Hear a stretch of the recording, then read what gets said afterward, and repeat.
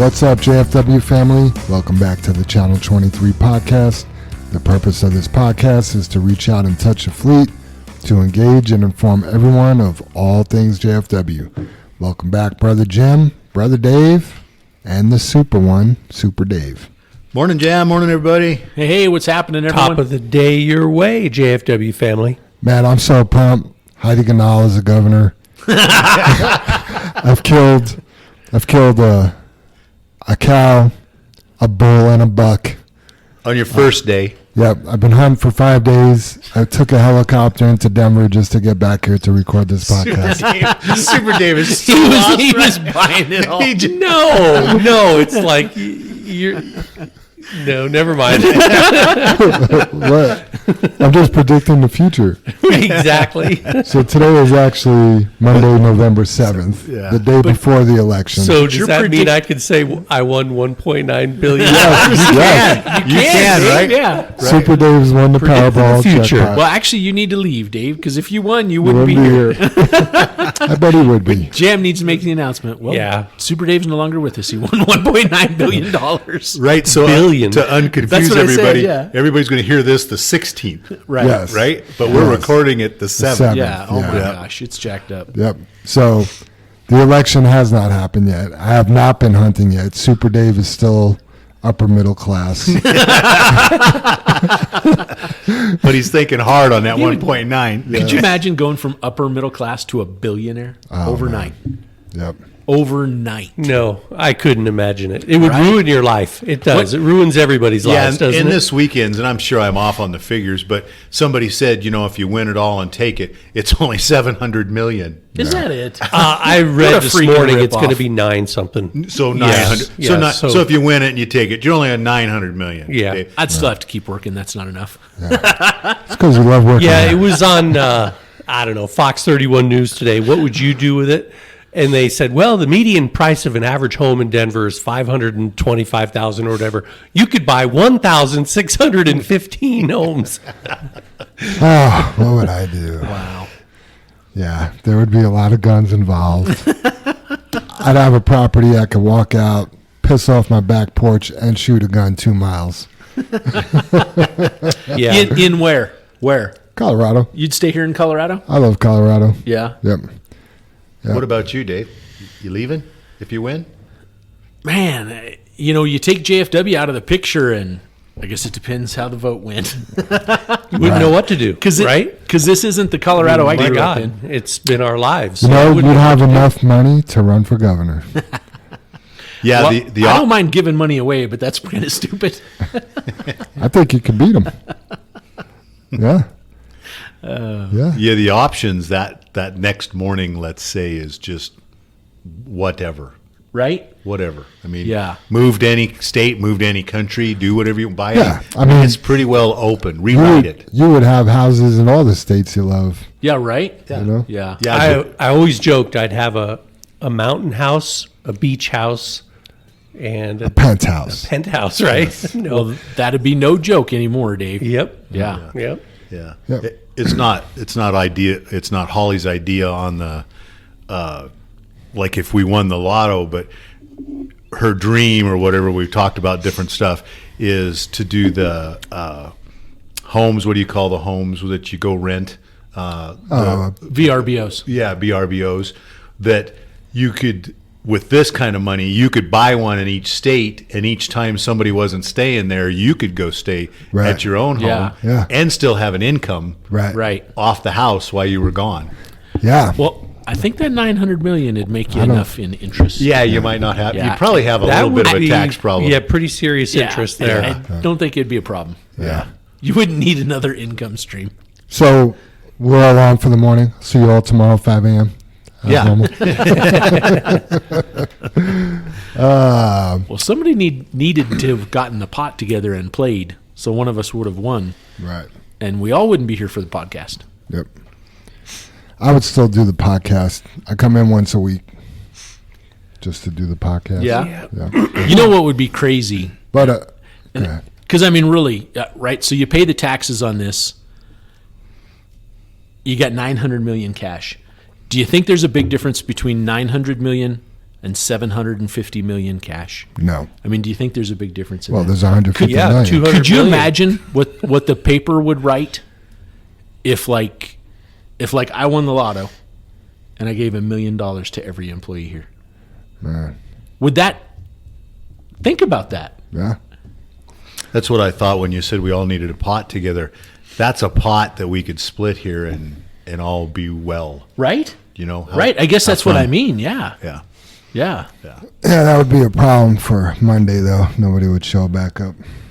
I mean, would Except- it really be a problem, Jim? Except for the customers, does it matter? For the legacy. Yeah. Yeah. I know anytime there's a pool, Jim and I jump in because it's like, we can't be the only ones that didn't win. Yeah, you said that the other day. Right? It made me laugh. I Yeah, thought, I'm good like, point. oh man, yeah. If there's a pool, Jim and I are in.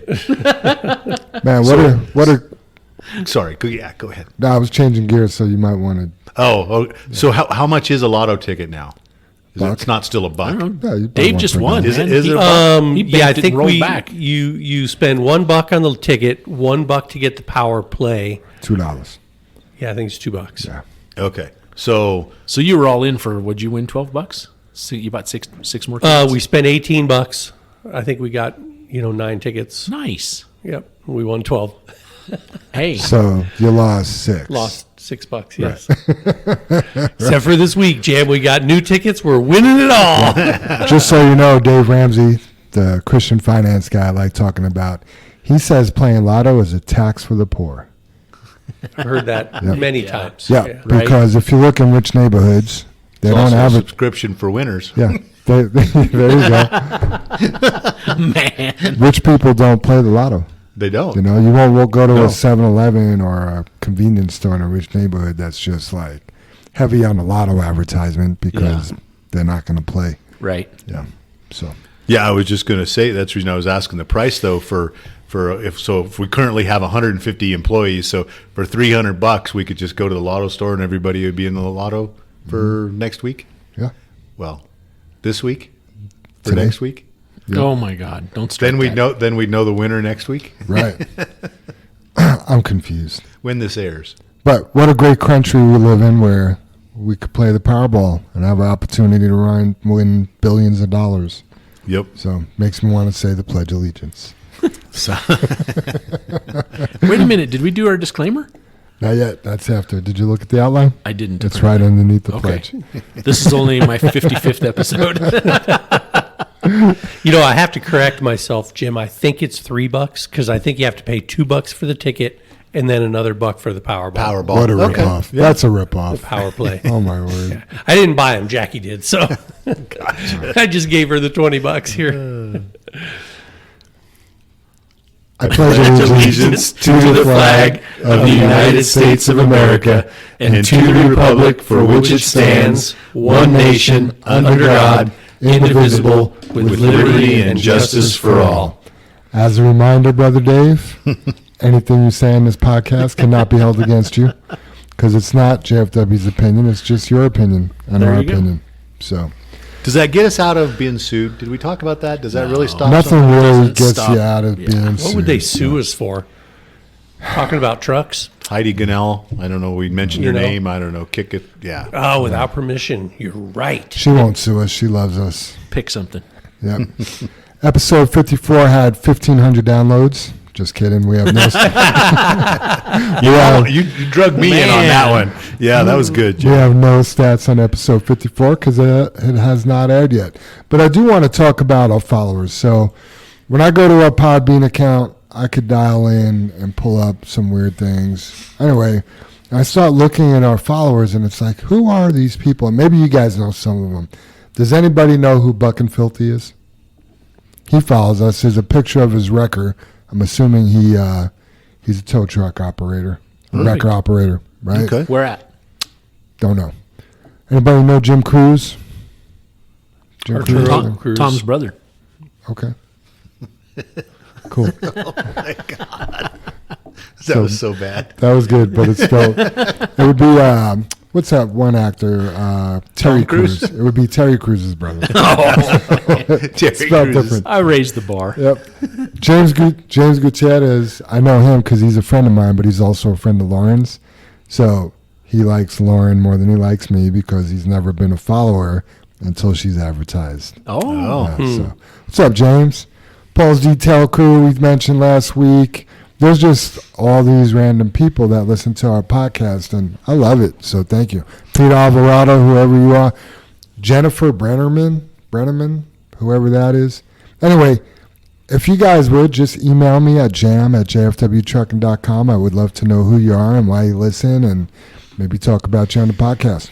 Yeah. Yeah, and I guess the curiosity too about that, Jam, is we have an average of 150 employees here, 140 to 150, and if all their spouses just happen to listen, so you're at 300, and what was the number for Lauren's 692, Jam? 647. 647. So who's the other 300 people? That's the Right. curiosity. We just do you find the podcast good? Obviously you're listening, so you like the podcast, so I guess it's good. Or what can we do to improve? Just send Jam an email. We'd love to hear from you. Yep. I just looked. Episode 52 with Lauren's at 650. Episode 53 last week with Dennis is at 470. So Wow, good. Nice. Two good Yeah. ones. Yeah. Especially for Dennis as being so new, yeah, right? Yeah, it that's hasn't good. even been a week. But good guess. Well, wait a minute. Technically, these numbers for 2 weeks from now, add 2, subtract 5, divide by 7. See what it's trending, multiply Not sure by where we're pi. Yeah. I know where we're at. It's time for the Dad Joke Challenge. Oh, yeah. Who wants to go first? I nominate Super Dave. He was just over there cracking himself up a little while ago. Get after it, buddy.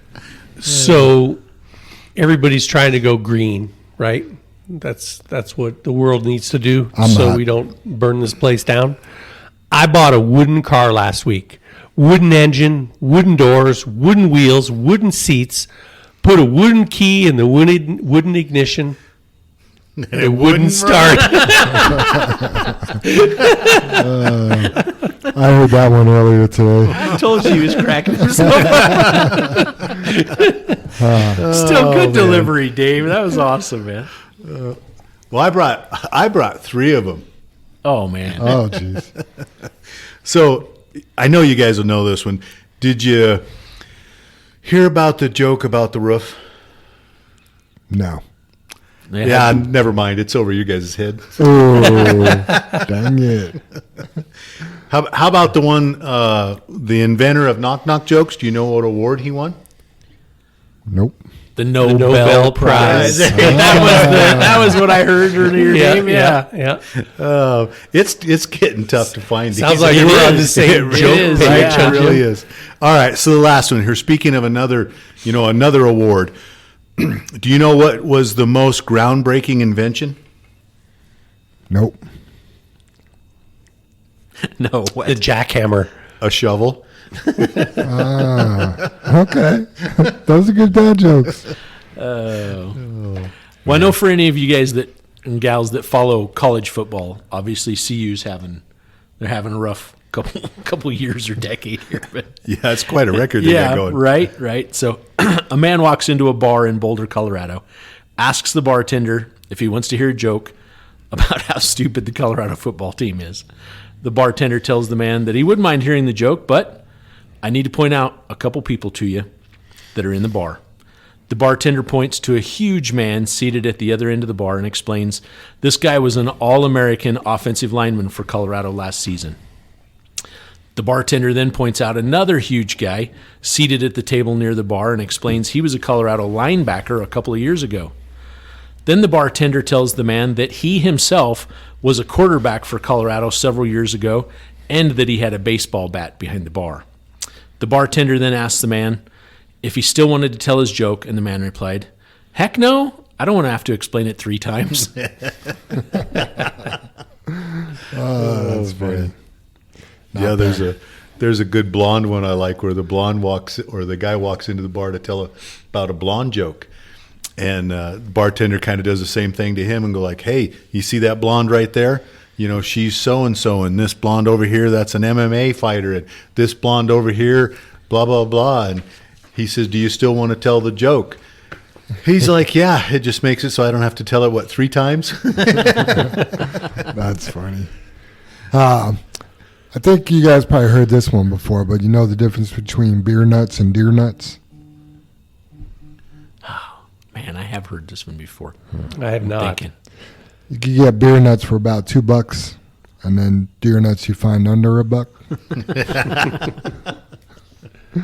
Anyway, here's my actual hunting joke. A big game hunter went on safari with his wife and mother-in-law. One evening, while still deep in the jungle, the missus awoke to find her mother gone. Rushing to her husband, she insisted on they both try to find her mother. The hunter picked up his rifle, took a swig of whiskey, and started to look for her. In a clearing not far from camp, they came upon a hill. They came upon a hilling site, whatever that means. The mother-in-law was backed up against a thick, impenetrable brush, and a large male lion stood facing her. The wife cried, "What are we going to do?" "Nothing," said the husband. "The lion got himself into this mess. We'll let him get himself out of it." You love the mother-in-law jokes. I'm telling you, man. Yeah, that's crazy. Funny. That is crazy. New employees, Super Dave, do we have a crystal ball? Or do you have any in the pipeline? I do. Yeah, a guy by the name of Bradley Williams is starting on the 28th. Oh, Okay. Wow. yeah. All That right. might, So that's perfect. This Yeah. comes out the That is 16th. crystal Right? ball. Right? I What was think it, we're Bradley? still- Bradley Williams. Yep, Well, Brad. Goes by Brad. still- Welcome aboard, Brad. I think we'll still be a week early. And but- you know what? Yeah. He listens to our podcast too because he's Nice. an over-the-road guy. Sweet. And he kind of was stalking us, I guess, on social media and found that we have a podcast. Creepy. And he's been listening to it for a couple of months. Wow, very Now, cool. yeah. We are worldwide thanks to Scooby. World Tab. I thought that was World Tab. World Tab. Celebrations. Anniversaries. This is a big one. Amber Carolus, 1 year on November 15th. Wow, leader of fun. Leader of Fun. That is LOF. awesome. Congratulations, Amber. Thank you for being here. Yep. Yeah, Francisco, congratulations, Amber. yep. Francisco Alvarez actually hits his 1 year the same day as Wow. Amber. Twins. That's interesting because last year I remember coming back from hunting and I didn't know either one of those people. Because you hired them while I was gone. Isn't that There you weird go. how that works, Jim? Yes. Congratulations, Francisco. Yeah. Yep. Sergio Portillo, you guys know he left and came back. Guess how many years he'll be here on the 19th? That's, 1 year. Yeah, but that's still no way. It's like Yeah. Sergio's an old family member. He's been here no, for a but long that he's time. already been back a year, and Amber's been here. Oh, a yeah. year, and Yeah, I crazy, just- huh? It seems like Sergio's been here like 5 years, you know? And then, yeah, Amber, I mean, it seems like she just got here. So, Yeah. birthday, You know what's cool about Sergio is it doesn't feel like he ever left. right. No. That was, But he was gone in, I think, a year. yeah, he was definitely gone a I'd minute. say pretty close, yeah. Yep. Birthdays, Holly White, November 17th. It's a good reminder, Jim. Yep. Yeah. You're welcome. You're welcome, Jim, and you're welcome, Holly. Perfect. I can't imagine you would ever forget your wife's birthday. I don't. Yeah, It's that's probably never happened. because I did that one time, Jim. Oh, you did? I honestly did Oh, that man. one time. Must have been a busy week. It was when Allie was being born, and we were in the hospital, and I kind of goofed around at the house a little too long, and Holly has babies pretty quickly, and we got to the hospital, and the nurse was trying to ask her, and Holly was screaming a little bit, and nurse asked when her birthday was, and I said, I don't know. Not that I wasn't a little nervous. And then Holly proceeded to scream, "Don't you know anything?" Wow.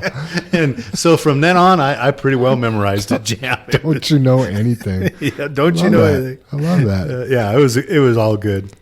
A couple more birthdays. We got John Donava and Miguel Castrejón share a birthday on November 19th. Ooh, Happy happy birthday, birthday, Yeah, happy everybody. birthday, you guys. Oh, yeah.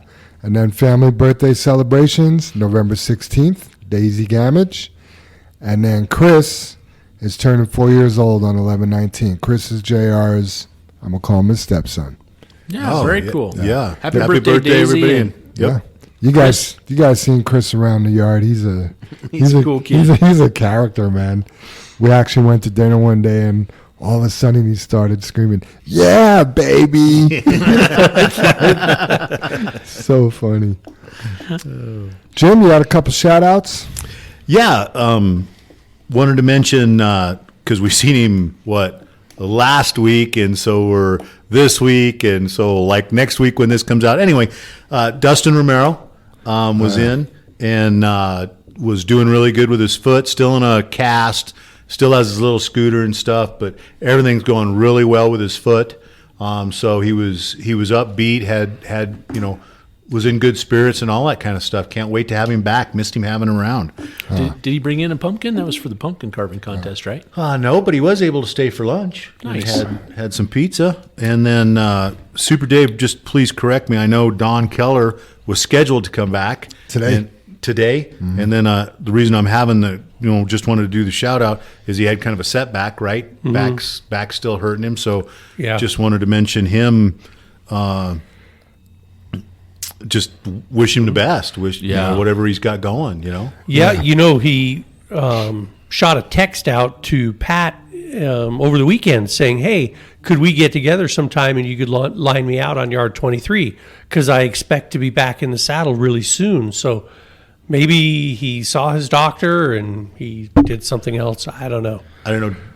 Jam mentioned to me this morning, and Jam thought, or I thought, we'd have to look it up, that he's never been to 23 yet. Has he? No. Has he been out that long? Yep. Yeah. So. Yep. I mean, good for him for wanting to be that prepared too.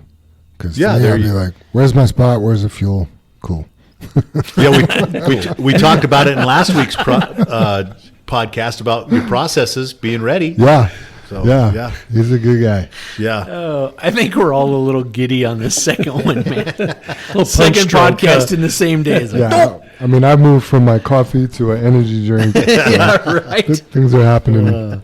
Yeah, and my last shout out, I'm just kind of being personal on this, is to Danielle, my daughter. She'd been going through some things, and we got some good news back. So she just got a lot of strength, and I seen her strength in the last couple weeks, and that's my shout out to her. So I'm just being a little selfish because I got the time in the podcast. You got the mic. Yeah, I got the Absolutely. mic, right? Control. Yeah. That's funny, Jim, and obviously you know your daughter a lot better than I do, but when I learned what was going on, I actually thought, like, she seems really tough. She seems strong. Yeah. So Yeah. I'm not surprised. Yeah, well, I appreciate that, Jim. Yeah, it was a long week, good stuff. Probably got a little more scared than what I needed to be, but Yeah, you seem fine. thanks, Jim. As in fine, last week sucked. Good news for your family, though. Yeah, so thank you. It's good to be able to joke and laugh a little bit. It is, yeah, absolutely. So, well, speaking of laughing and having a good time, let's give out some money. Sounds good. So do we need to try to explain that a little bit, Jam? So the one that we just did for this Wednesday, which will be the 9th, right? We had Not when I hear it. So nobody came forward to claim their $100 yet, right? I would just we don't read know. winners. I would Right. just read yeah, but winners. we're going to only read two winners. Yeah. So, yeah, allow me, if I may, right? We're going to read two Please winners. do.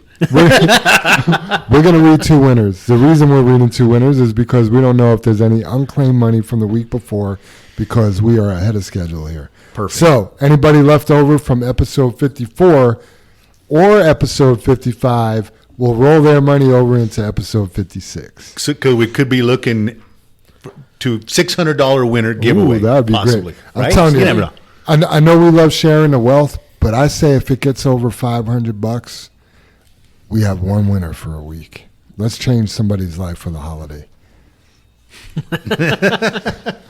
You guys are like, nope, not doing that. It's the same money. We're going to give it out. Yeah. It doesn't matter, Jam, right? Yeah. Well, yeah. I mean, to me, like, I mean, everybody's different. But if you guys came to me and you're like, hey, you won $100, I'd be like, that's awesome. I go home and I give the $100 to my wife, right? If you guys tell me I won $600, You'd go home and give $100 to your wife. You are on a roll, Jim. I'm just head right to the gun store. That's crazy. All right, so whenever this winner is for, because now I'm confused. Our first number is 0749. 0749. Well, that's a good number. It is a good number. I think I know who that is. It's me. I win. I think we should take votes on the give it all. Yeah. If it's over $500, If we get a pot built up? Yeah, So are we going to let the fleet, or are we going to vote at the steering committee later? Or who's voting? I think it should be everyone. I mean, everyone's the chance to win. Yeah, it takes away Right. from 3 other people Yeah, into I just one don't know person or what whatever. fashion to send that out in to get the responses back. Maybe- Otherwise, your phone's going to be blowing up. Our phone's going to be blowing up. I mean, I have a perfect way, and I don't need to delegate work for her to do, but maybe Amber could do a survey. Right. She could do a survey on, what is it? Monkey Monkey or- business or Survey whatever. Monkey. Yeah, Survey Monkey. Yeah. Okay. Yeah, let's try that. All right. Awesome. All right, moving on, and I brought this up last week, but we have more drivers going out of town, so as a reminder, make sure you know your ELD rules, and make sure your book is in order. And what book are we talking about? Your truck book that has your registration, cab card, your insurance, your heavy permit, the accident reports, and all the other great things we mentioned last week. Yeah, and also, and you're right, we did mention it last week.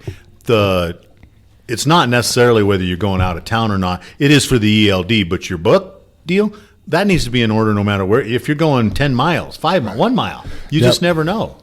Yeah, just imagine yourself getting pulled over and you don't know where anything is at. Yeah, Yeah, that's let's be on top of that. not good. That happened to me once. I was driving my wife's car and I got pulled over by an Erie cop, and he's like, license and registration, and her glove box was just full of all this crap.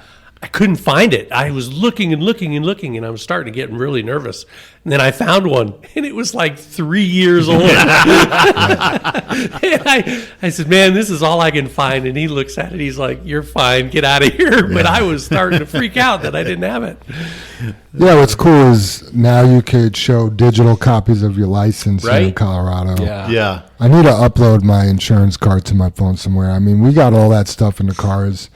I make sure that stuff's up to date. One thing I notice is a lot of people will take their registration or their insurance and they have the one that has their address on it in their car. Yep. Good way to get your house stolen, Right. or the things in your house stolen. Broken right? into. Broken into, because chances are they have a garage door opener now. Chances are now they have your address. Chances are they just drive to your house when you're not home. So make sure you put the copy in your personal vehicles that don't have your address on it. Just a piece of friendly advice. yeah, and that's something. It's so bad, or must be happen a lot. The state went to doing that, Jim, didn't they? Took the address off one of them, so you have a blank. Off of one of them, yeah. Yes. Off Not one both, of them, just not off both. of one. Yep, Yeah, yep. And so- that copy is for your vehicle. Right. Yeah. Keep the other copy for your taxes. Yeah. Yep.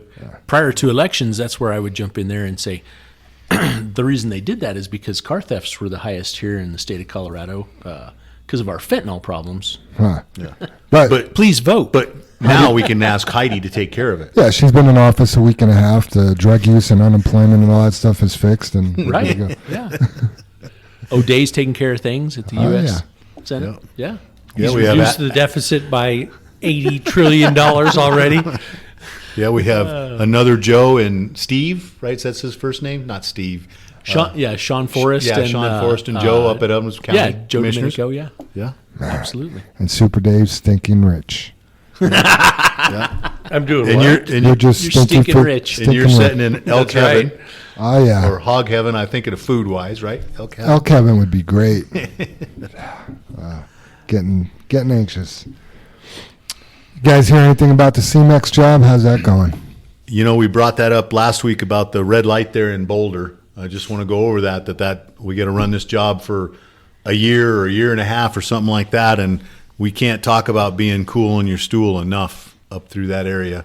You know, the bicyclists alongside the road, if you're, you know, on 36 there, you know, when you're pulling out of the plant there on, is that 66, right? Yes.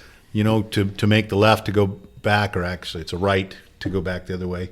Well, no, when you're leaving CMEX to go back to Arcosa, it's a left onto 66. Yeah. But yeah, just that whole area. It's every place in Colorado is high profile. You guys, I guess I shouldn't try to circle that area out, and you guys do a fantastic job all the time on how we get through the traffic and the accidents and the stuff you see. So yeah, just let's keep watching it up there. We need to.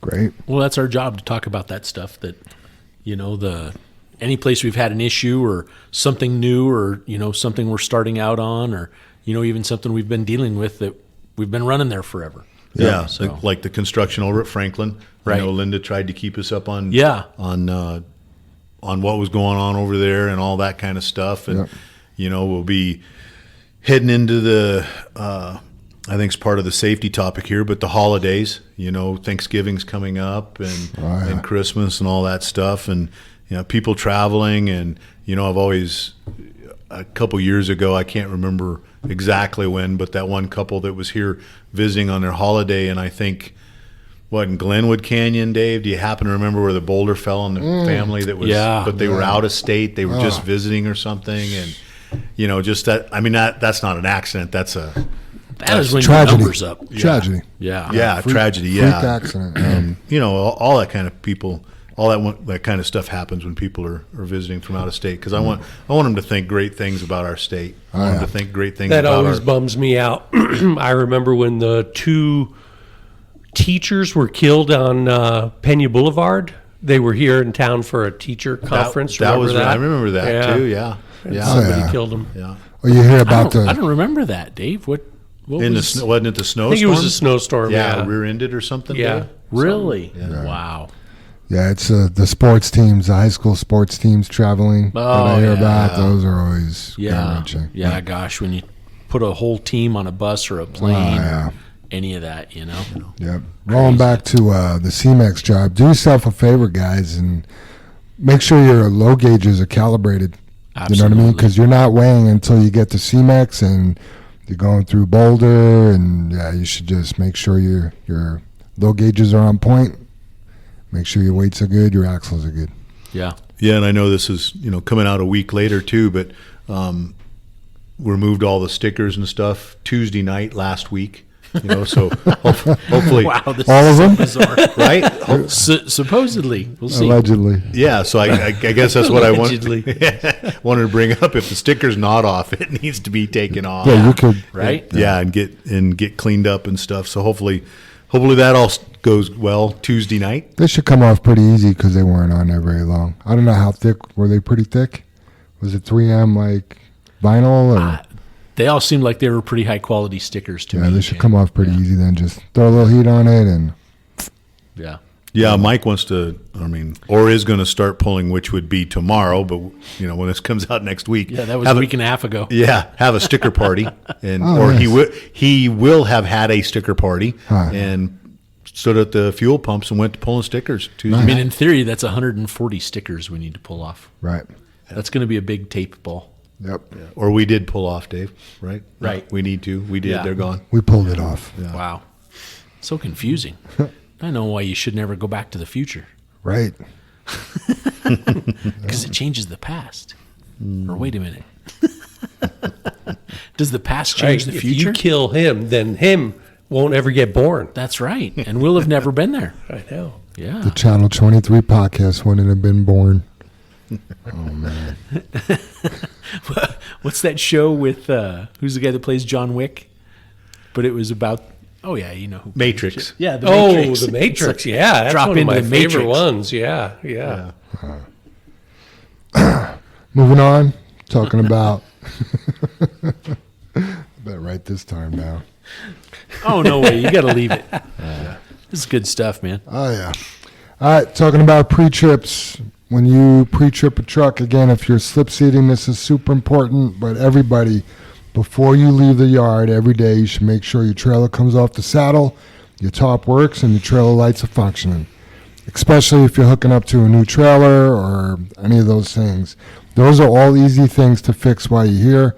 But when you get up to get loaded and you're having a top problem, or you're going to dump and your trailer's not lifting off the saddle, those are all things we could have known about earlier.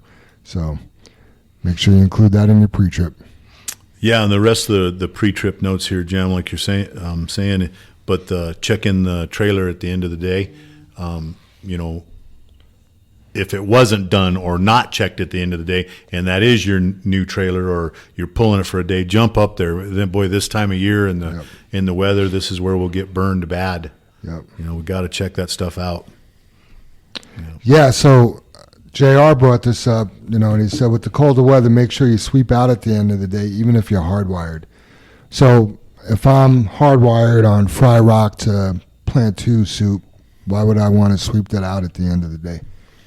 Because you never know what's. Not feeling good. Yeah, you don't know. You might not be here tomorrow, and somebody else is going to drive your truck. Right. But honestly, you never know what's going to change on those cold winter days. Just because you're hardwired doesn't necessarily mean that plant is going to order the right amount of trucks, the right material, whatever. Be a Boy Scout. Prepare yourself for the next day. So sweep out, clean out, and be ready for whatever Mother Nature throws at you the next day. Right? Yep. Yeah. Yeah, and one of those instances last week, we just had somebody complain about not being on their hardwire, and the pit wasn't even open. Right? Right? You know, and you're just like, just- oh my God, the pit's Yeah. not even open. Yeah, and you know, like the West plant seems to close a lot. Yep. Yeah. So they close, and guess what? You're not going on your hardwire. Right? Yeah, to me, you know, if you got questions about why you're not on your hardwire, you could go on your hardwire. Oh, Go run it. yeah, have fun. Yeah, and again, why not? Why am I not on my hardwire? And Your hardwire doesn't exist. yeah, yeah, tough game to play. Yeah. Awkward silence. Yeah, I'm just thinking like, what's my hardwire? Well, I have a funny story, and I might have told it already because I tell the same stories over and over, according to my kids. But I didn't sweep out one time, and it was in the spring, so it was beautiful daytime weather, but really cold overnight weather. And it's all in 3/4 River Rock, which is really wet. And first thing the next morning, I got sent to Cherry Creek Country Club. And I thought, great, it was 25 degrees. Beautiful day, though, but it was that 3/4 rock was frozen so bad in my trailer, I literally spent the better part of an hour trying to chip it out with my screwdriver. And I'll tell you what, that was the last time that I didn't clean out before I was done at night. Yeah. The very last time. Yep. Talked about it last week. Your process. How much freedom did Yeah. that give you, Right? Dave? Yeah, Right? I got the job done. I cleaned it out, but man, was it a pain in the neck. Yep. You know? Yeah, so much could happen. By the time you leave here thinking that I'm hauling rock again tomorrow to the time you come into dispatch, there's a lot that could change. Absolutely. You could be switched to sand so quickly or, just get it all out of your truck. Yeah, and you started to say, Jam, what is your hardwire? Or that was your thoughts. Right. I just kind of want to finish with that, and JR is kind of taking over some of your stuff, but in that safety position spot for any one of those guys or any one of you, you know, like Mike Bortz's accident, you know, that happened at 4:00. Should have maybe been done with that whole process by 6. Right. You know, and On Mike the outside, right? yeah. Yeah. On the outside. Yeah, outside. Yeah, 6:00, and it was 8:15 when Mike finally got to go home, or he texted and the cops than that, came. Yeah, but you didn't come to us the next morning and go, hey, that wasn't on my hardwire. Right. You know, Right. none of that stuff's on our hardwire. Yeah. You know, and I just, man, that's just such a talk about poke the bear kind of stuff. You know. Hindsight's 20/20, but maybe he should have said, yes, somebody was really badly hurt. The cops would have been there like that. Yeah. That other driver has a gun. Done. Hurry. Yeah. Yeah. Oh, I'm wrong. Sorry. Yeah. Right? Yeah. Messed That up. person fled the scene. Fled the scene. Oh, man. Wait till my closing argument. Well, at least you didn't say opening statements. Those your just- final thoughts? I'm just looking at the bar up there. It's gotta, we should start. gotta be easier. Oh man. Any other discussion topics, guys?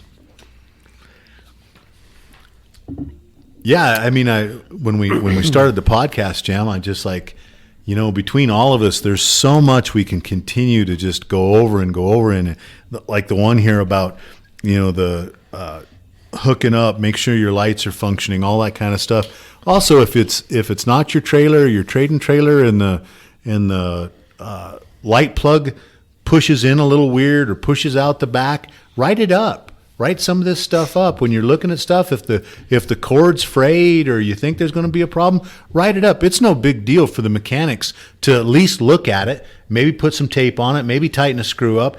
It just stops so much from happening later on. You know, we're talking about frozen material.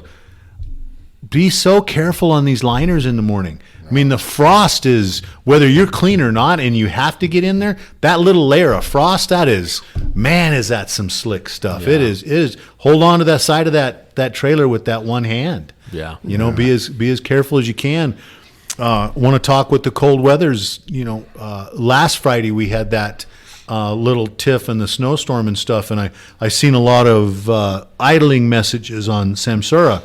You know, and that made me feel good that, because you got to let it not idle for the warm-up thing, but for your air, you know, on the tractor, on the trailer, check some things out, make sure you don't have any leaks, make sure all the brakes release, make sure your trailer's cleaned out, make sure the tailgate works, all that kind of stuff. Oh, yeah. That's going to take few more minutes than it usually does. But again, on your procedures, taking those few minutes are going to save you a long time. Because what if tailgate's froze or whatever, and you go to clear to, well, the tailgate won't stop you from loading in Fairplay, but someplace else. How long will it take you someplace else besides just checking your stuff out here in the yard?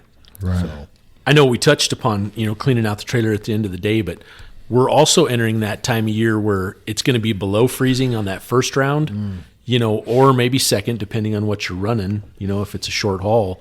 And then it's going to warm up throughout the day to where, maybe that first round, and we do try and split up the rock and the sand a little bit in the morning come winter time, but there's going to be those days we need to deliver that sand.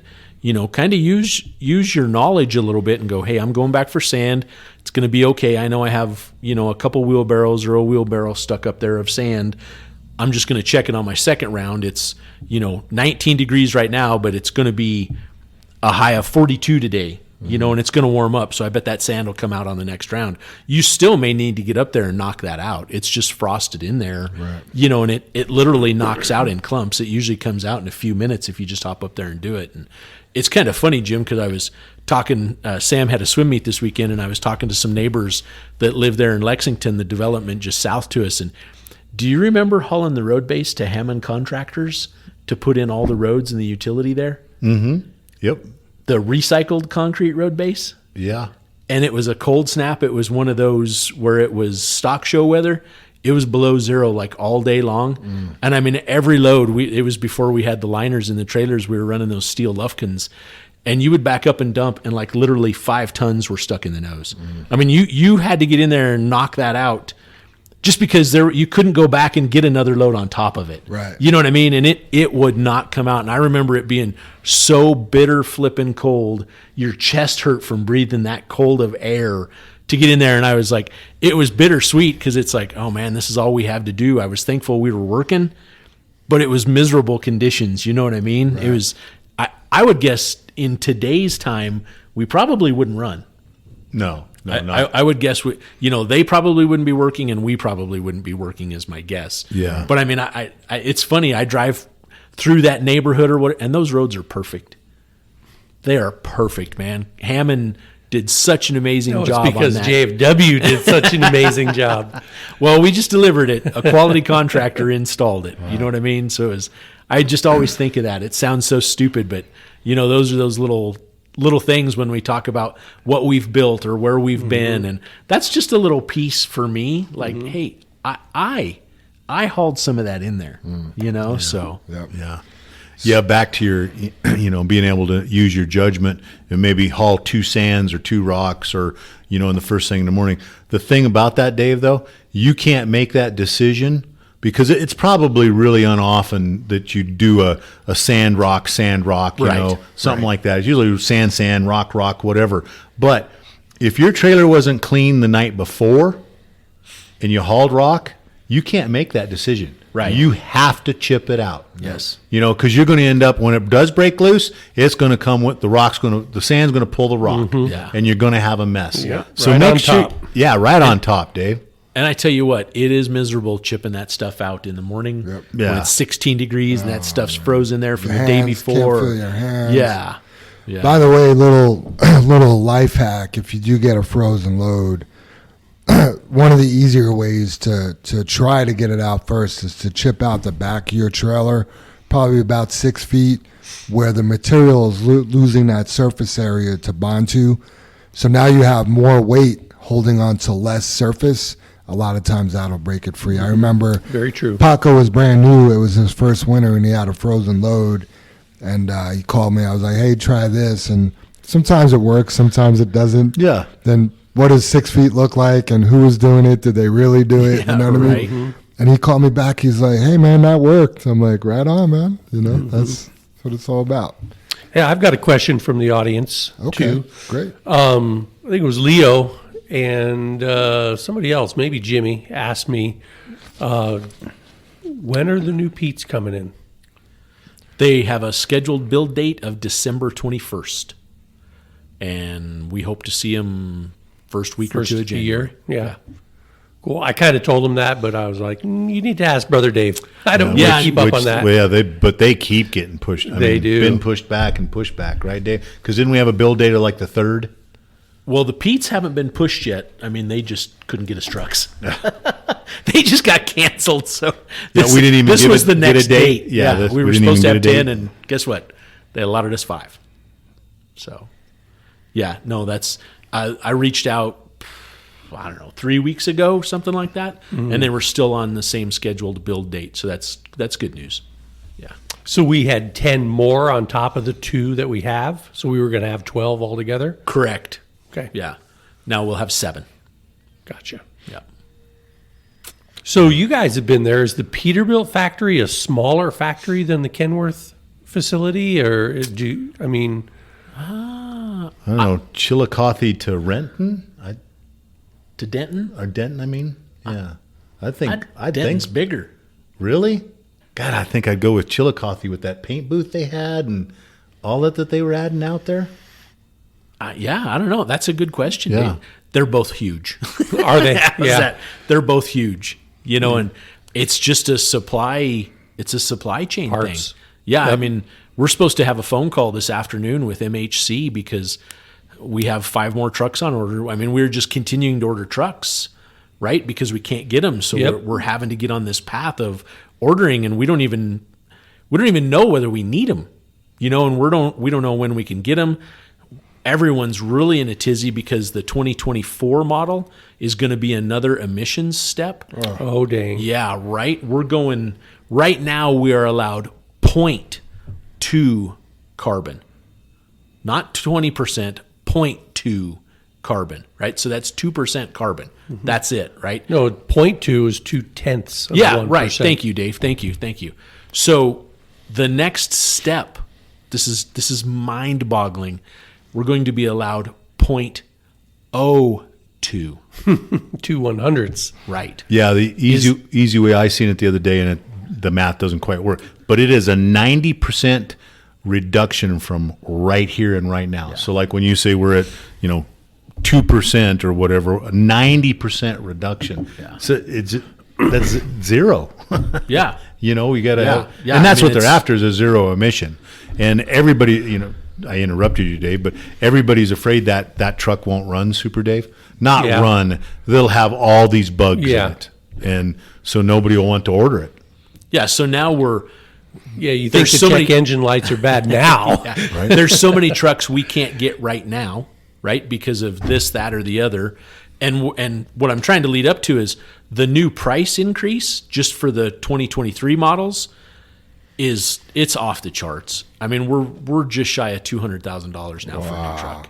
It is mind-boggling, and I kind of went round and round with MHC last Friday, and I'm now we're in a time warp because I don't have the dates right. But anyway, no matter what the date was, I basically said, you guys, I went back and did some math. The trucks we bought 2.5 years ago, 30 months ago, were $135,000. So they've went up $65,000 in 30 months. That's a 44% increase. So then it really, honestly, I'm just going to throw it out. It pissed me off. I'm like, that's just not fair. It's not even rational to be paying that, right? So then I got even more upset because I sat down and I looked up PACCAR's profit for first quarter, second quarter, and third quarter of this year, you guys. 2023. Yeah. The first 3 quarters, they're over $2 billion in profit. Wow. $2 billion in profit. And that wasn't sales. Yeah. That's net. That's yeah, net. that's Dave. net. That's profit. Yeah. Yeah, and it Sounds like gouging. and I don't, they're in business, right? If someone came in and said they were mad at what we made or something like that, it'd be like, whatever, dude, it's none of your business, so they're in business for themselves, whatever the case may be, right? More power to them. But man, it's just hard to swallow when you're talking billions Right. in profit. And we're sitting there going, we can't even raise our rates enough to cover that. Right. Will we get 50% back on the used trucks we're selling? Or we need more now because 50% of 100,000 was only 50 grand that we were financing. Well, 50% of 200,000, now we're financing 100,000, right? I mean, the math doesn't work. It is not good. It's not good for anything. And matter of fact, I just saw an article this morning. It looks like Texas is trying to get as many more states as they can get connected, but they're going to file suit and tell the EPA that they've overstepped their bounds, that it's not reasonable to try and make this next emissions bracket. It's just not feasible. So honestly, Jim and I don't know where we're at as far as buying trucks. I mean, we're seriously in a quandary. It just seems out of control. Steel has come back down, aluminum has come back down. So yeah, maybe there's no chips, but I mean, if those 2 items have come down, other things have come down.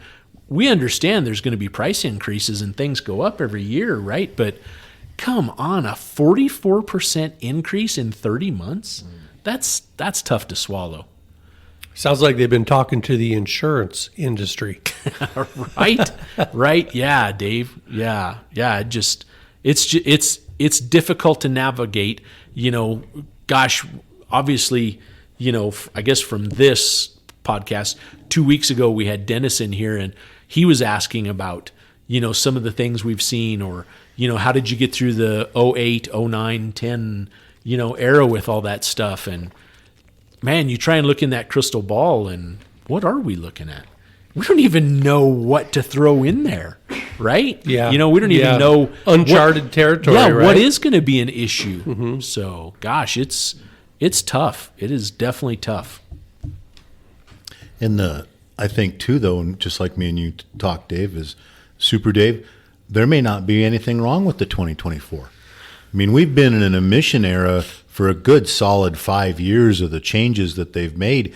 Maybe they have a lot of bugs worked out. Maybe this next step is nothing. Me and Dave I read an article, and then Dave said he's seen the same thing of people talking about it. Eaton and another company have come out with an engine, is how I understood it, that runs on diesel but reburns our exhaust at such a hot temperature that it basically reduces the carbon to zero. So then we are a non-emitting company or a non-emitting truck. Sure. And the engine looked like nothing, like it was just this little unit. And is that around the corner? Do we have nothing to worry about? So then, okay, why are we buying trucks already? Yeah. So. Yeah, and then there's the price. I mean, I didn't even mention there's the price increase for 2023 that I mentioned, but then the 2024 price increase is going to go up substantially more because of the new emissions regulations. Yeah. It's like, now it's almost, and I don't want to use the word threatened, but that's kind of how it feels. You're like, oh, you better get some 2023s because you're really not going to like the price of the 2024. And it's like, well, dude, you can't even get us 2023s, and who wants to pay that? Sure. So I mean, it's clear the 2024s will be well over $200,000. Wait until you see the new DPF system on the 2024s. Right? Yeah, it looks like a mattress box spring behind the cab or something stupid. Yeah. And I know this podcast is going to come out the 16th, and we'll be talking about it. Election will be over a week over, and whatever happens there. But I know the underlying consensus whenever you talk to anybody is that this a push to be green is just too much too soon.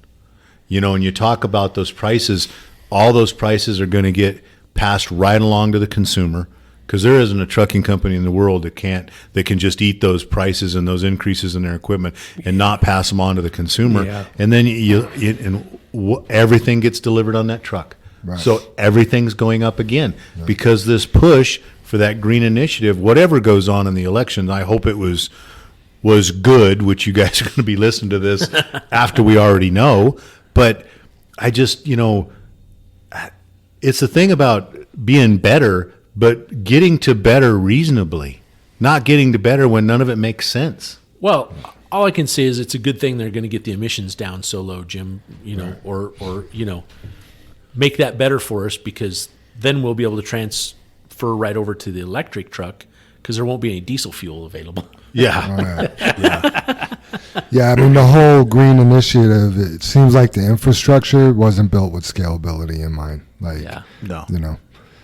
How are you going to charge all these cars? Where are they going to do it at? We talked about, most gas stations have 6 to 12 pumps, that take 3 minutes. But if it's going to take a car 20 minutes, like, it's just, yeah.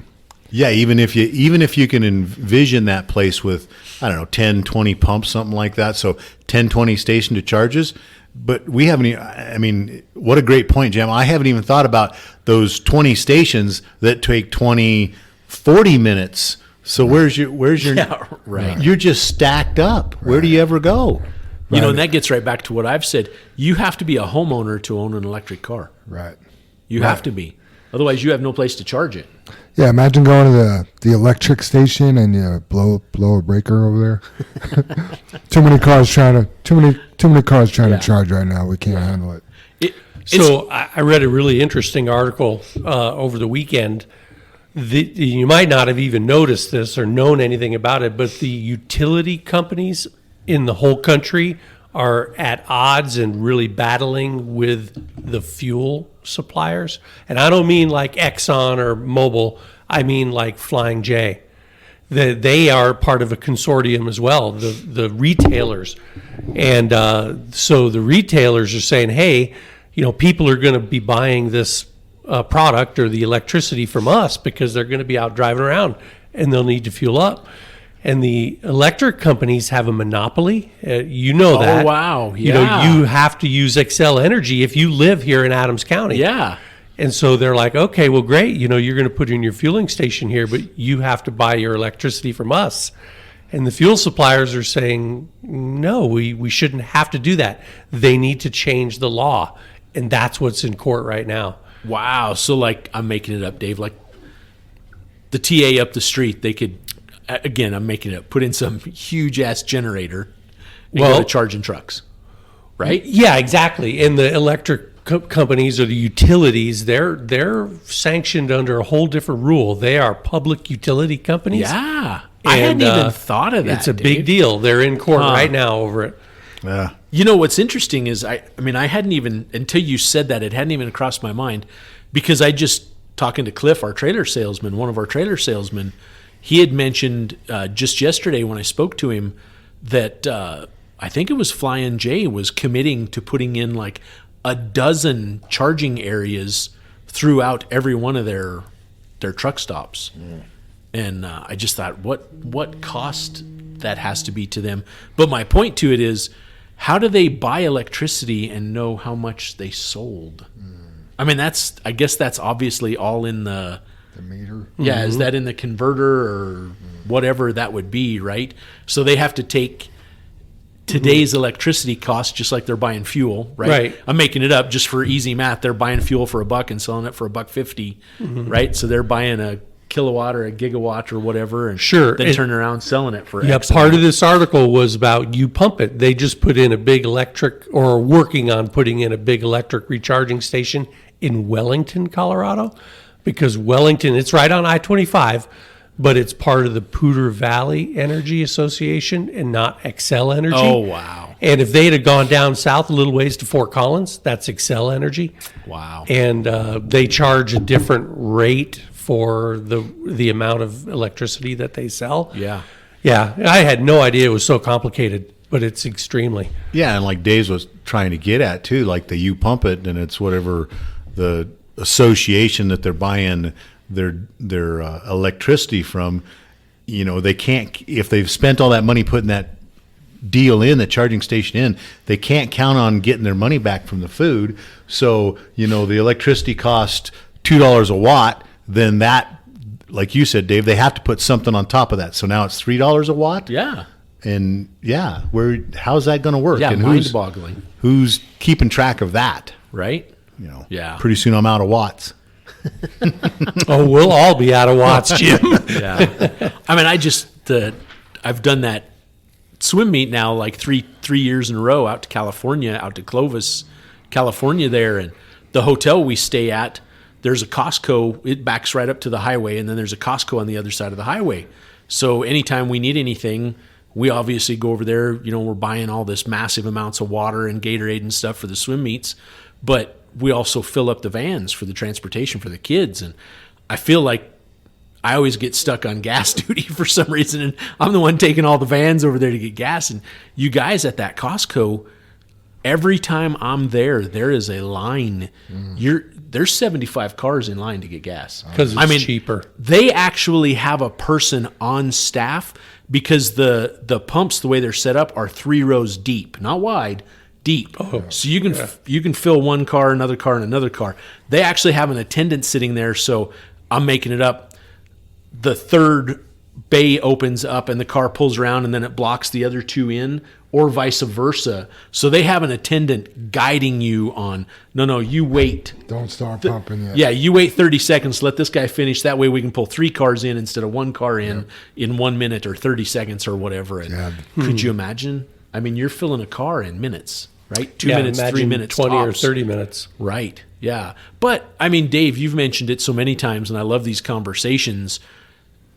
Think of what people back in the 1900s thought of the automobile. Right. You know, they had to think Henry Ford was crazy. His goal was to drive from New York to L.A.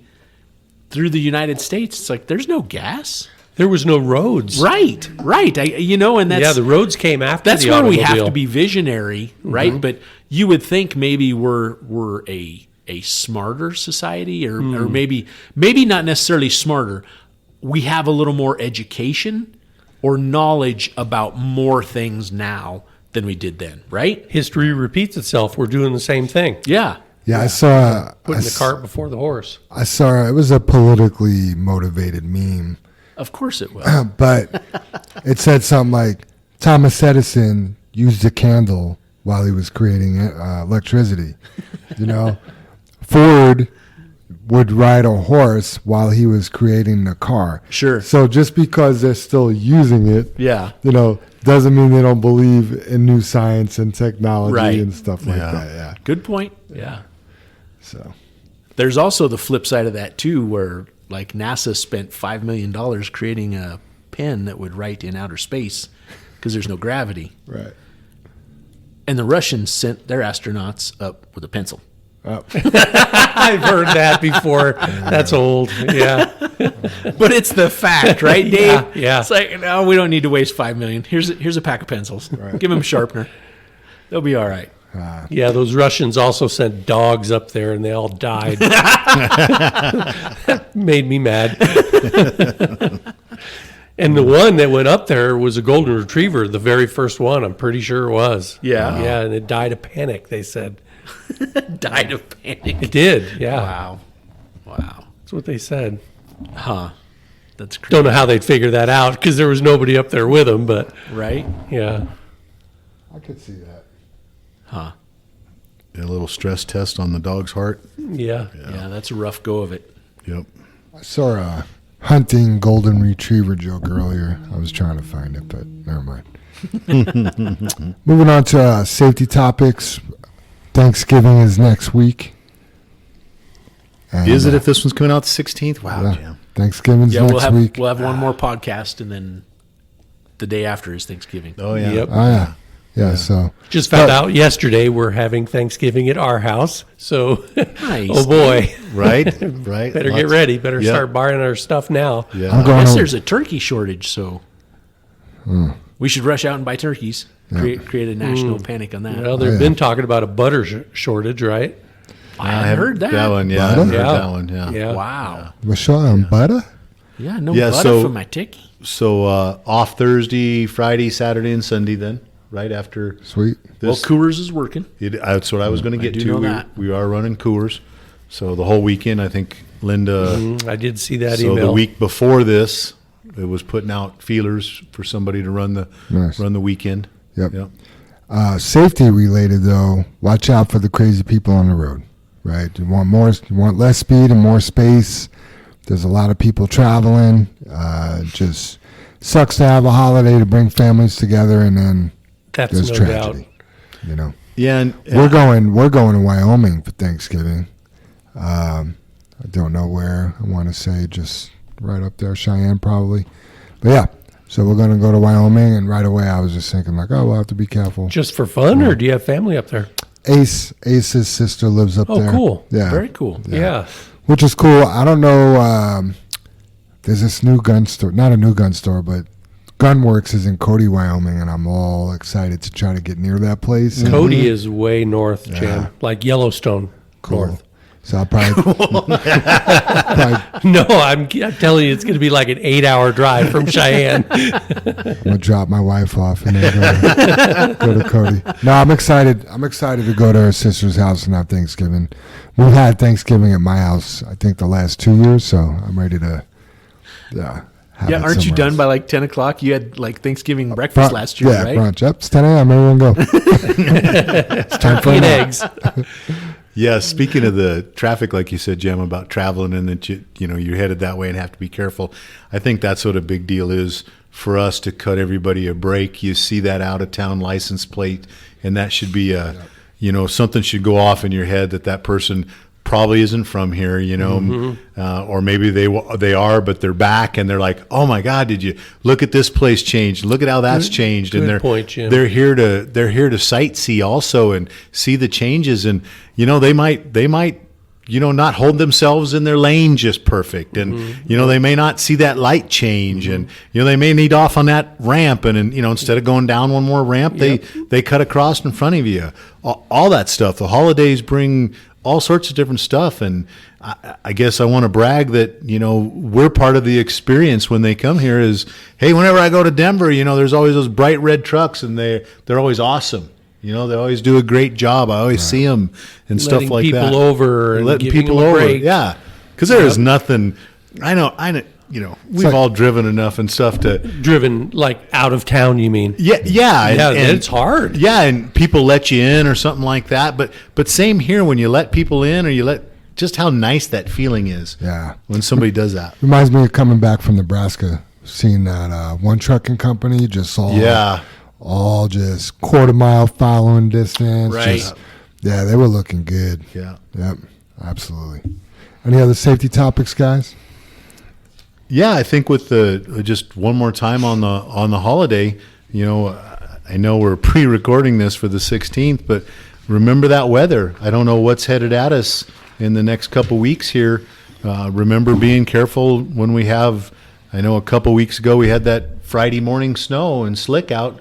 We talked about. I guess there was that big wreck up on 6th Avenue. All those cars, and that ice probably lasted an hour. You guys. Yeah.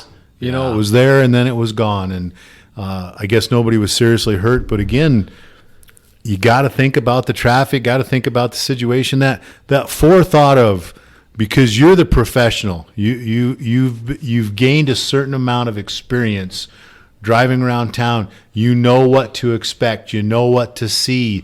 Do the same thing when you're driving in that weather. Leave that space. Getting out of here and getting that first load is nothing compared to leaving here, getting all the loads all day and getting back. So, Like it. yep. All right. You had a deal here on speed and space, Jam, and I know you like to throw out those numbers as far as how much space you need for X amount of speed and following distance and all that. Do you remember those? Absolutely. So in regards to space, up to 55 miles an hour, you want 4 seconds of following distance. And that could just vary in length what 4 seconds is. The faster you go, the bigger the 4 seconds is. As far as the other space that you want a 15-second eye lead time. That means you're looking 15 seconds up the road, seeing what's happening in your future, but also keeping that 4-second following distance. Over 55 miles an hour, add 1 second for every 10. So at 65 miles an hour, you should have 5 seconds. At 75 miles an hour, you should have 6 seconds of following distance. Good points. That is a long distance too. That is, yeah. I mean, I toy with that every now and then driving down the road. And I'm like, oh, I wonder what I'm at. 1, 2, oh. Yep, 1 Mississippi, 2 Mississippi, Yep. 3 the sea. Right? That's a And I'm long like, time. Oh, didn't make it. Oh, didn't make it. Yeah, I talked about it a few podcasts ago when I was following the guys up I-25, and they had that nice space. And I'm like, whoa, I just need to back off. I need to have the same space. Yeah. Yeah, tough. Yeah, And for speed kills. We mentioned it in last week's podcast. That's that old just being in a big hurry. You know, we had Mike Bortz's accident just right out here in front a week ago. Because the lady was in a big hurry. Big hurry. If she would have just eased past Mike, she shouldn't have eased past Mike in the first place, but she would have been able to stop and go, oh, shit, he's turning. Yeah. You know, and hit the brakes. And Yeah, she even commented, well, I think Jam asked her, why'd you go around him? Because I live right here. Nah, Yeah, right? Right? She doesn't live right here or on this street, right? But she was in a hurry to get home. You know, All that's something they talk about, how many accidents you have So close to home. so yeah. close to home. Yeah, because But to me, I'm sorry, Dave, go ahead. No, they just talk about how many accidents you have that close to home, and you're not focused. You're in a hurry. You know, your mind's on other things. You got to get home and feed the dog or the kids or whatever the case may be. And I was just going to mention, you know, in that video, Mike had his turn signal on, so she drove past the rear tail light on the trailer. She drove past the mid turn signal on the trailer. She drove past the one on the back of the tractor. She got to the one on the is there one on the fender, right? And then, obviously, when the truck hit her, she saw the one on the front. I mean, that's 5 blinking turn signal lights on every side of our trucks and trailers. And it's, you know, it's mind-boggling. But listen, we talk about it and implant these things in your heads so you're aware of it. You're aware to look for that person. You're aware to pay attention to that and to think of that. And no one is helping that girl. Who's helping that girl be a better driver? No, nobody after she Yeah. got her license. She Right? was. I mean, yeah. I wasn't here. How old do you? I know you guys said her mom and dad were coming, and her mom was here first, and then her dad was coming Yeah, by. I mean, yeah. One of her comments, she's so not aware of how this works. She's like, you know, I've never even had a speeding ticket. I'm like, okay, that doesn't involve what had just happened. But she just thought she was a great driver and she didn't do anything wrong, and she's never had a ticket, so she's sure that she's not going to get ticketed on this. And yeah. yeah, But she was ticketed, right? she was not. Oh, Yeah. what a drag. The cop told Mike that it's her fault, but we're not giving her a citation. I'm like, Mike, I was like, okay, well, that's cool, but I would have fought for that a little bit. Yeah, to me that felt like I don't have enough time, the cop wise. Yeah, and I don't know that. I'm just anytime, and I'm not saying Mike did anything wrong, because Mike's job isn't to fight tickets for not 4 hours later Yeah. too. Yeah. you know. But one thing I've done, and I did it. My wife was in an accident. She got rear-ended. Totally the guy's fault. The cop said it was her fault, the other driver's fault. I'm like, okay, so what are you going to cite him for? Oh, we're not going to cite him. Just the situation, you know. He couldn't get stopped. I'm like, my wife got stopped. She didn't hit anybody in front of her. He rear-ended her, so he was following too close. Right. He needs to be cited, because when I go to insurance, he's like, it doesn't help insurance. I'm like, the heck it doesn't. Yeah. Right? So I was like, it helps me a lot. I do this for a living. Please give him a citation. He's like, for what? I'm like, I don't care. Following too close. And he did. Nice. You know? So, yeah, it does help.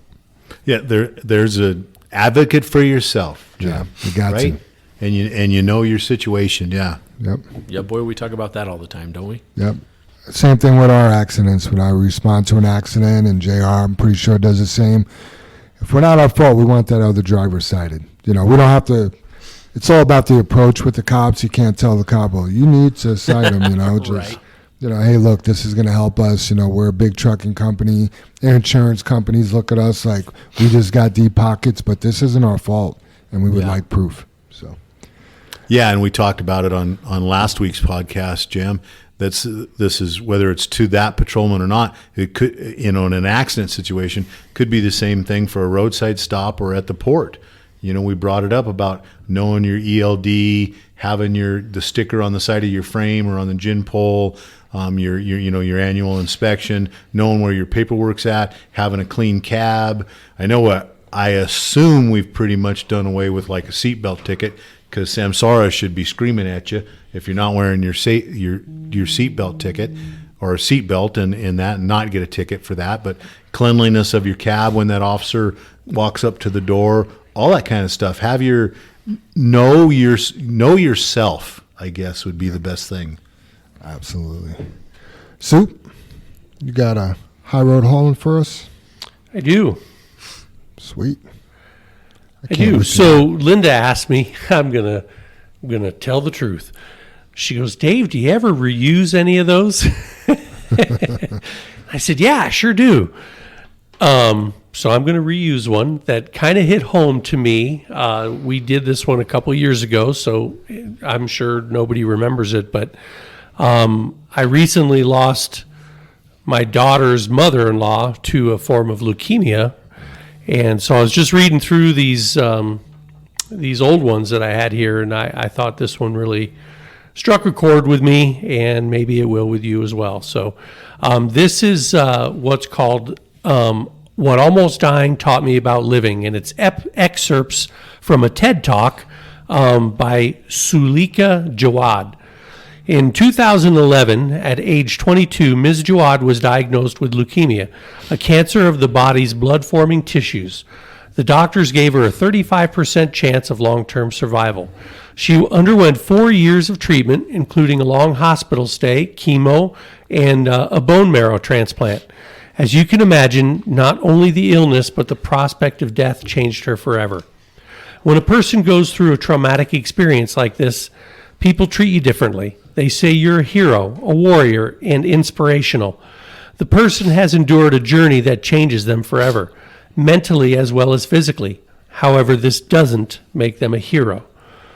While in the hospital, Ms. Jawad wrote a column about her experience, and over the years it was read by people all over the world. They sent her messages of all kinds, but mostly support. She heard from a teenage cancer patient in Florida, a retired professor in Ohio, a death row inmate in Texas. Each had their own insight to her illness. When she emerged from that journey as survivor, her life had changed. She was no longer the person she was before diagnosis. Even though she was very lucky, she felt guilt, sadness, and suffered with PTSD. Being lost and unsure of her mission in life, she decided to go on a road trip of discovery. She embarked on a 15,000-mile journey around the country, not only to regroup, but also to visit some of the people who were so supportive and say thank you to them. She stopped in Ohio to see the retired professor, who urged her to open herself to uncertainty, to the possibilities of new love and loss. He incurred a debilitating illness when he was a young man and had no way of predicting how long he would live. But it didn't stop him from having a rewarding career and getting married. He is a grandfather now and recently celebrated his 50th wedding anniversary. In one of his letters, he wrote, "Meaning is not found in the material realm. It's not in dinner, jazz, cocktails, or conversation. Meaning is what's left when everything else is stripped away." She went to Texas and visited the death row inmate. He asked me, what did I do to pass all the time in the hospital? She said, I got really good at Scrabble. And he said, me too. He and his neighboring prisoners make board games out of paper and pass their plays through the meal slots, a testament to the incredible tenacity of the human spirit and our ability to adapt to any situation. Her last stop was in Florida with a teenage girl with cancer. Her name is unique. which is perfect. She is the most luminous and curious person you could ever meet. I asked her what she wants to do next. She said she wants to go to college and eat weird foods like octopus and go camping and visit me in New York. Ms. Jawad was in awe of her optimism. How could she be so full of plans for the future after what she had been through? Unique showed her it was far better for your soul to live for the future and have hope than to live hemmed in by fear. Every single one of us will have our lives interrupted, whether it's by the shock of a diagnosis or some other kind of heartbreak or trauma. We need to find ways to live in the now, not with the body or mind we had before the trauma. Stop thinking that there is some perfect state of wellness or quit living in a constant state of dissatisfaction. Find that stripped down meaning in the love of family or the joy of a child's giggle or a clear blue sky after a storm. Remember, it's the simple things that can fill your heart. And the quote this week is, "It's not what you look at that matters, it's what you see," by Henry David Thoreau. So, pretty good. Yeah, no, that's a good one, Dave. I do remember the. Do you remember that one? Yeah, Dave. Yeah, just because of being on death's bed. Yeah. You know, and then coming out and fighting. Well, I tell you, the stuff that Mary had to go through, it's brutal. So she went through like 2 months or 3 months of chemo. And then so you get sick and it makes you sicker and sicker and sicker. And then I want to say like the week before she passed away, they said, "Hey, good news, we got the cancer. You're cancer free," because they took another bone marrow transplant or biopsy. I'm sorry. So she was to the point where she could have gotten the transplant, but the chemo got her so ill she died before she couldn't get better. Yeah. You know? Yeah. Yeah, tough choices when you come to all those treatments and stuff, when you know what you're going to do. And yet, me and you talked about it just last week, like with you and your eye and stuff, the amazing things they have out there. Mm-hmm. I know I mentioned Danielle earlier because she's got a small tumor behind her eye and they're going to do radiation on it, and just 2 quick hits of radiation should start to shrink the tumor and be cancer free, as far as that goes on that spot. And I think the machine, because I asked the doctor a couple of times to repeat it, but it's a linear accelerator is what they're going to use to. Isn't that what they use to break atoms apart? Right, to do the radiation. And she went and had a mask poured. It's like a piece of paper, and they wet it, and then they form it around her face, and it's got all these little holes on it and stuff. But to start with, even to do that mask, they had to strap her to the table and her head and everything, just so nothing moves. And she said that was pretty freaky, but then they were able to line the laser up, exactly pinpoint it for that spot. So, and no downtime, supposedly, Super Dave, where you mentioned it makes Mary sick, no downtime. Mm-hmm. And that's amazing for somebody to be able to, fight cancer like that with a tumor and no downtime and come back and get on with their life. Right. Yeah. Yeah. Big stuff out there anymore. Yeah. I tell you one thing they talk about, and the weird thing about cancer is every type of cancer is different, different kinds of cells. It attacks different types of tissue. So which is probably the main reason why there is no simple cure for cancer. Absolutely. It's very complex, and boy, maybe someday they can say they've got it. Yeah, absolutely. Wouldn't that be a great day? Yep. If you won the lotto and could cash out $900 million, would you trade it to make the world cancer free? Oh man, in a heartbeat. Right?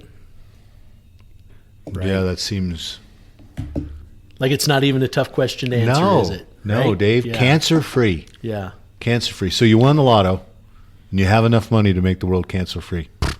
Done. Or even so, it's going to be, you're going to take home like whatever, $900 million.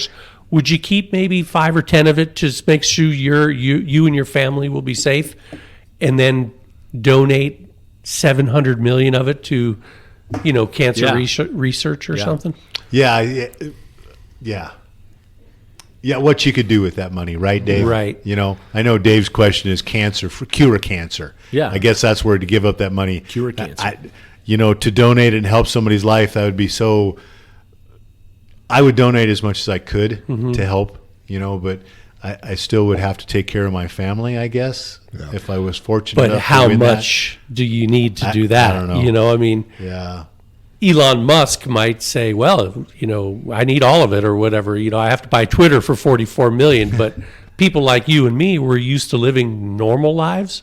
So a couple $1,000,000 would be pretty outrageous. Make it pretty nice. Yep. Right, Dave? Yep. And then donate the rest to hopefully affect and save maybe millions of people. Yeah. Well, So true. it's not 900 billion or million, but it is $100. You want to give the next 100 away, Jim? Yeah, absolutely. So we rechecked the number because I want to announce it this way just because it turned out kind of funny. But 0067. 0067. So that is the last four of your driver's license, not the truck number. Wow. 0067 is the second winner for this week. Did I read that wrong? That's funny. Never mind. 0067. Yep, 0067. You got it. Not as in truck number. Right. Driver's Not- license number. Yeah, I'm messing with you guys. Yep. Final thoughts, everybody? Are we past my closing arguments? Did we get rid of all that last week? Final thoughts. Final thoughts. I'll Final. jump in on my final thought. Go for it, Dave. I'm going to read a quote from Ronald Reagan, and it says, "Freedom is never more than one generation away from extinction. We didn't pass it on to our children in the bloodstream. The only way they can inherit the freedom we have known is as if we fight for it, protect it, defend it, and then hand it to them with the well-fought lessons of how they, in their lifetime, must do the same. And if you and I don't do this, then you and I may well spend our sunset years telling our children and our children's children what it was once like to be in America when men were free." Have you ever seen that speech when they go back and do the clips out of the speech, Dave? I know he was an actor, so auditory wise, he was well spoken. Right. But you listen to him, and when he does some of those speeches, it just gives me chills. Yeah. And then he's speaking about the future that is just true today. I mean, he was a visionary, or the people around him were visionaries to write his speeches and show him the future. Yeah. And we talk about that kind of stuff all the time when, I look up on stuff on Thomas Edison and what they were going back through clear then. And I think my closing argument, or my final thoughts last week was the same thing. And my one today, Dave, follows so closely yours. It's from Thomas Paine. And if you guys don't know who Thomas Paine is, he was really famous for writing the book Common Sense, which helped fuel the American Revolution. So, got started in the country we live in today. And many of his writings is what formed the Declaration of Independence. So Thomas Paine. So Nice. one of the deals he has here is, "I love the man that can smile in trouble, that can gather strength from distress, and grow brave with reflection. 'Tis the business of little minds to shrink, but he whose heart is firm and whose conscience approves his conduct will pursue his principles unto death." Wow. And I know that's deep, but the little bit, man's conscious. So I'm with my conscience, I'm approving the conduct that I have every day. And that conduct will pursue my principles into death. Oh, yeah. And I think that's what when you hear somebody, famous, or you think well of that, they think, what do you want to be remembered for? And kindness. I want to be remembered as a kind person. I guess that's some of the things that when Mick asked me and Dave, what do you want to be remembered for? Who do you think will show up at your funeral? Stuff like that. And I hope they remember us as people with principles, and we tried to follow those with our company and our personal life. So Right. Awesome. Soup. I hope everybody has a great Thanksgiving coming up and gets to spend it with friends and family and enjoy the fruits of their labor and lives the American dream on Thanksgiving. Love that. I'm similar to you, Soup. We've had a long year with some ups and downs, and some of us have had some personal victories or personal battles that we're fighting, but we got some time off coming up, and it's good to decompress, wash it off, and spend some time with your families and enjoy the holidays together. So, yeah, absolutely. Absolutely. say the creed here and get off to eating some turkey. Sounds good. And we have one more podcast before that happens. Oh, yeah. Well, I think we'll talk about it several times. There's Right? two podcasts in front. Oh, like, man. man, it's got us all screwed up. Yeah, Yeah, Everybody's going to be like, what are they talking What are they about? talking about? You're right. It's 23rd. That's all right. It's just, it doesn't. It's all good. Who knows? You know what? We haven't recorded that one yet. So Yeah, Maybe- Dave, I'm really looking forward to maybe we won't. New Year's, man. can we do a New Year's podcast after this? I know we have a steering committee meeting, but maybe after the meeting we come back and do the. Let's New do it Year's right now. Let's count down. Sweet. 10, 9. Happy New Year. No, I know why you're looking forward to New Year's, because it's going to put you 1 year closer to the next election. Oh, God. Phew. Man, I love politics. Yeah. So, All right. all right, let's hit the creed. Yeah. Together we Together, face and overcome all that stands before us. Together we are accident free. Together we joyfully create honest value for those we serve. Together we celebrate our differences and respect those with whom we work. Together we are accountable for our words and our actions. And together we are the JFW family. Man, I had a hard time with that one. I got confused. I need to eat. But see everybody next week. All right. Thanks, everybody. Have a great week. Appreciate it.